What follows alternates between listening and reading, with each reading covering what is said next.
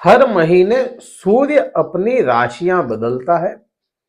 राशियां बदलते हुए वह हर ग्रह के आसपास से निकलता है और जहां सूर्य जाएगा, क्योंकि राजा ग्रह है, राजा माना गया है ग्रहों में, तो जहां सूर्य जाएगा वहां उन ग्रहों के प्रभाव को लोप कर देता है। इस अवस्था को अस्त अवस्था कहा जाता है दूसरे ग्रह के लिए। वैसे ही सूर्य अपनी राशियों को बदलते हुए मकर राशि से निकल करके कुंभ राशि में 11 फरवरी 2024 को आएगा और यहां शनि ग्रह को अस्त कर देगा। एक यह कहा जाए सामान्य प्रक्रिया है, लेकिन प्रभावशाली है। प्रक्रिया भले ही सामान्य है कि यह ग्रहों को अस्त करता है, शनि को अस्त कर रहा है, एक सामान्य प्रक्रिया है, लेकिन इसका प्रभाव इंपैक्ट बड़ा आता है। अब कन्या राशि के लिए क्या इंपैक्ट यह प्रक्रिया लेकर के आएगी, उसको समझना पड़ेगा, क्योंकि केवल एक ग्रह ही नहीं होता जो आप पे प्रभाव लेकर के आए। शनि देव आपके पंचम भाव के स्वामी है, आपके छठे भाव के स्वामी है। यह तो बढ़िया बात है, अच्छा बात है कि समझ में आता है कि पंचम भाव के स्वामी हैं और आपके लिए छठे भाव में अच्छे फल लेकर के आ रहे थे। लेकिन यहां पे सूर्य से अस्त हो रहे हैं और सूर्य आपके द्वादश भाव के स्वामी हो जाते हैं, तो यहां शनि को अस्त करके पंचम भाव और छठे भाव दोनों के ही रिजल्ट में कमी लेकर के आएंगे, अच्छे रिजल्ट में। लेकिन क्या यहां पे केवल एक शनि ही है? यहां पे आप केवल शनि को मत देखें, यहां पे दूसरे ग्रहों का भी तो प्रभाव आना है, उनको साथ का साथ समझेंगे। सबसे पहले बात अपन करते हैं यहां पे प्रभाव क्या आएगा, क्योंकि छठा भाव आपके रोग ऋण और शत्रुओं का माना जाता है। जब भी छठे भाव की बात आएगी, सबसे पहला इंपैक्ट या सबसे पहला दिमाग में क्लिक करेगा रोग ऋण और शत्रु। तो यहां आपके रोग बढ़ सकते हैं, ऋण बढ़ सकते हैं। ऋण एकदम से कोई लोन लेने की जरूरत पड़ जाए, रिक्वायरमेंट एकदम से सामने आ जाए कि लोन लेना पड़ जाए, और शत्रु बढ़ने का काम कर सकता है। ये चीज अपने को समझ में आती है। लेकिन उसी के विपरीत आप दूसरे ग्रह को अगर समझेंगे, देखेंगे, तो यहां बुध ग्रह बहुत इंपॉर्टेंट है। बुध ग्रह कैसे इंपॉर्टेंट हो जाते हैं? क्योंकि आपके लग्नेश है बुध ग्रह। अब वही बुध ग्रह आपके पंचम भाव में रहेंगे और यहां से परिवर्तन करेंगे 20 तारीख को। 1 फरवरी को ही यह परिवर्तित होकर के आपके पंचम भाव में आ गए। यहां तक अपने को समझ में आता है। लेकिन जैसे ही यह 20 तारीख को परिवर्तित करेंगे, तो आपको 20 तारीख को ही यहां पे शनि को फिर से यहां पे कुछ हद तक बल मिल जाएगा। तो यहां सबसे आपको कहीं पर भी यह देखने को मिलता है कि शनि बहुत अच्छा कर रहे हैं अस्तों के, तो भी गलत है। शनि बिल्कुल विपरीत कर रहे हैं, बिल्कुल खराब कर रहे हैं, तो भी गलत है। मात्र और मात्र 11 तारीख से लेकर के 20 तारीख का जो ये 8-9 दिन का जो समय रहेगा, इस समय में आपको सावधानियां अधिक बरतनी होगी। फिर बाद में बुध आ ही रहे हैं, वह इसको कुछ दिनों तक संभाल लेंगे। यह चीज अपने को क्लियर समझ में आ जाती है। अब यहां पे इस हाउस को तो, छठे भाव को तो बुध संभाल रहे हैं।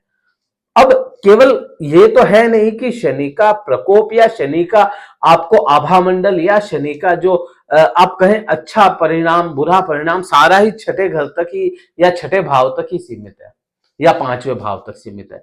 नहीं, शनि के पास में दृष्टियां होंगी, वहां पर भी शनि का प्रभाव होगा। अब यहां तक संशय इसका तो अपने को समाप्त सा ही हो गया कि छठे भाव में यह रिजल्ट खराब करेंगे। हाँ करेंगे, लेकिन बुध उसको संभाल सकते हैं और संभाल लेंगे। अगर आपके लग्न चार्ट में, लग्न कुंडली में शनि की स्थिति बुरी पोजीशन में शनि बैठे हैं, आपके शनि की महादशा, अंतर्दशा, प्रत्यंतर दशा चल रही है, तो इस समय में थोड़ी ज्यादा परेशानियां आपको देखने को मिल सकती है। परेशानियां वही छठे भाव से रिलेटेड, आपके मन में पैसा इन्वेस्ट करने के भाव उत्पन्न हो सकते हैं, तो पैसा इन्वेस्ट करने से पहले सोच समझ के करें। क्योंकि शनि लॉन्ग टर्म वाला ग्रह है, धीरे धीरे चलने वाला ग्रह है। लॉन्ग टर्म में आपको रिजल्ट देता है, मेहनत आज करवाएगा, लेकिन आज का रिजल्ट कब देगा शनि? उसका रिजल्ट देगा आपको काफी दिनों बाद। तो अगर इन्वेस्ट करते हैं कहीं, तो उसका रिजल्ट का यही सोच करके करें कि हाँ, मुझे लंबे टाइम यह पैसा या कुछ भी चीज लगाते हैं, इन्वेस्ट किया है तो लंबे समय तक किया है, उसका रिजल्ट बाद में मिलेगा आपको। तो ये चीज अपने को समझ में आती है। शनि देव की दृष्टियों की बात करें, क्योंकि दृष्टियां बड़ी इंपॉर्टेंट है किसी भी ग्रह के लिए, उसका भी यहां पे आप देखेंगे और समझ में आएगा आपको कि वहां पे कैसे रिजल्ट आएंगे। शनि देव के पास में पहली दृष्टि जो शनि को मिलती है वह तीसरी दृष्टि होती है। तीसरी दृष्टि, सातवीं दृष्टि और 10वीं दृष्टि। सातवीं दृष्टि सभी की कॉमन दृष्टि है, सभी को कॉमन दृष्टि यहां पे मिल जाती है सातवीं, लेकिन तीसरी और 10वीं दृष्टि शनि देव के लिए बहुत ज्यादा इंपॉर्टेंट है। और यह शनि को ही मिली, दूसरे किसी ग्रह को मिली नहीं है, सबसे नजदीक और सबसे दूर। तीसरी दृष्टि की बात करेंगे तो तीसरी दृष्टि आपके अष्टम भाव पे आई। अष्टम भाव क्या होता है? अष्टम भाव आपके लिए दुख, दर्द, पीड़ाएं और आपका यहां कहें दर्द है, आपके जीवन का दर्द कोई भी होगा तो अष्टम भाव से झलकेगा। अब यहां पे आप देखें कि शनि अस्त हो रहा है, आपके दुख दर्दों को शनि देव ने कंट्रोल में रखने की कोशिशें की, लेकिन अस्त हो रहे हैं तो वह दुख दर्द उठेंगे, बढ़ोतरियों की ओर चले जाएंगे। ये चीज सीधा सा सिम्टम अपने को समझ में आता है कि कोई ग्रह अपनी रक्षा कर रहा है, अपना बॉडी गार्ड है, वह खुद ही उसकी बॉडी खराब हो गई है, अपना बॉडी गार्ड है, वह खुद बंध के बैठा है, तो अपने को तो क्या ही गार्ड करेगा। बिल्कुल सही बात है, शनि वही चीज कर रहे हैं, अस्त होके बिल्कुल हो जाएंगे वैसे। लेकिन यहाँ पे ये चीज आपको और मुझे भी समझनी चाहिए कि इस हाउस का लॉर्ड कौन होता है, इस हाउस के स्वामी कौन है। इसका स्वामित्व मिला मंगल को, और मंगल ग्रह कहां विराजमान है अभी के समय में? मंगल ग्रह अभी के समय में आपके मकर राशि में विराजमान है। मकर राशि में मंगल ग्रह उच्च के होते हैं। अब यहां पे उच्च का हो गया, या उच्च का मीन्स यहां पे उच्च के भाव की दृष्टि भी हो गई कि यहां पे दृष्टि संबंध मंगल का यही बन जाता है कि चौथी दृष्टि मंगल को मिलती है, यहां पे देख रहे हैं तो दर्दों को बढ़ाने का काम करेंगे। हाँ बिल्कुल कर सकते हैं, लेकिन फिर बात वही, बैठे कहां है? बैठे मकर राशि में है, और मकर राशि खुद शनि की होती है। अब यहां पे आपको अगर शनि की दृष्टि में या शनि के हाउस में बैठे हैं तो फिर उतना प्रभाव बुरा नहीं ला सकते। हालांकि बुध ग्रह के साथ में मंगल, आपके राशि स्वामी के साथ में मंगल के संबंध अच्छे नहीं होते, फिर भी यहां पे वह उस अवस्था में बैठे हैं जहां पर आपको दृष्टि संबंध से मंगल बुरे असर नहीं ला पाएंगे। तो यहां पर भी अपने को जो दर्द केवल शनि अस्त होने से मिलना चाहिए था, वह मंगल उच्च के होकर के आपको उतना दर्द नहीं दे पाएंगे। ससुराल पक्ष में बहसबाजी या तनाव का माहौल बन सकता है, वो भी मात्र वही समय रहेगा जो बुध जब तक नहीं आ जाते शनि के साथ में, 8-9 दिन का जो समय रहेगा ससुराल में तनावपूर्ण रह सकता है। ससुराल पक्ष में किसी एक के साथ में तनाव हो जाए तो यह आपके साथ रहेगा। यात्राएं आपकी यहां पे बढ़ाने का काम सूर्य भी कर सकते हैं, और यहां पे शनि अस्त होना भी आपकी यात्राएं बढ़ा सकता है। लेकिन सूर्य की दृष्टि आप देखेंगे, सूर्य यहां पे आएंगे और यहां से खुद के हाउस को देखेंगे। 12वां भाव विदेश यात्राएं या लंबी दूरी की यात्राओं का होता है। 12वां भाव एलिगेशंस का होता है, किसी भी प्रकार का कोई लीगल एलिगेशन आप पे लगता है तो उसका भाव भी 12वां भाव कहलाएगा। अब वहां पे सूर्य की दृष्टि है तो यहां पे विपरीत बैठ गए, तो यहां सूर्य आपको यात्राओं से लाभ दिलाने का काम करेगा। सूर्य की दृष्टि यहां पे आपके अननेसेसरी खर्चों को कंट्रोल करने का काम जरूर कर लेगी। यहां आपके पति पत्नी के संबंधों में अगर बात करें, आंतरिक संबंधों की, तो आंतरिक संबंधों में ऊर्जा तो रहेगी, प्रेम भी रहेगा, लेकिन नोक झोंक के साथ में। नोक झोंक यहाँ पे आपके पति पत्नी आपसी संबंधों में बढ़ सकती है, और यह समय भी आपके रहेगा प्रॉब्लम वाला, वही जब तक बुध नहीं आ जाते। दृष्टि संबंध 10वीं दृष्टि की अगर बात करें यहाँ पे, तो 10वीं दृष्टि आपके पराक्रम भाव पे आ जाती है, जो मंगल के अधीन होता है। मंगल के अधीन माना गया यह भाव, और यहाँ पे नैसर्गिक तौर पे ऊर्जा, या नैसर्गिक तौर पे आप बात करें कि पराक्रम का स्वामी मंगल ही माना जाता है और उसी का है।